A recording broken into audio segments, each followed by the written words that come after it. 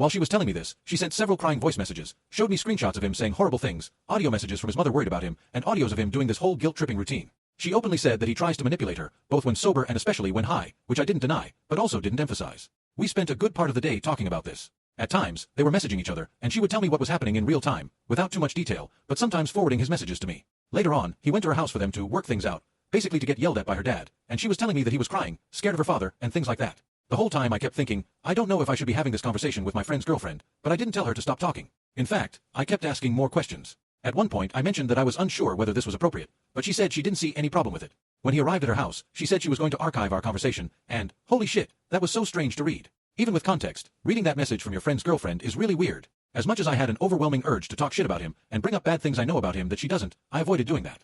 I positioned myself as supportive toward her, and only agreed that he was being a massive asshole. By the end of the conversation, I was already fed up and this close to straight up telling her to just break up already, just like her friends and family had advised.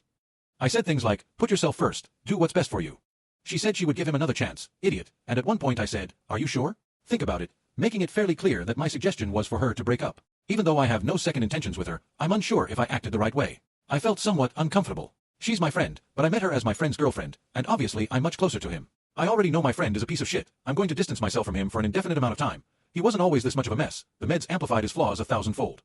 My question is, did I act wrong in this situation? Should I not have been an emotional support for my friend's girlfriend and indirectly suggested that she break up with him? If so, what should I have done instead? Was she wrong for sharing such personal issues with her boyfriend's best friend?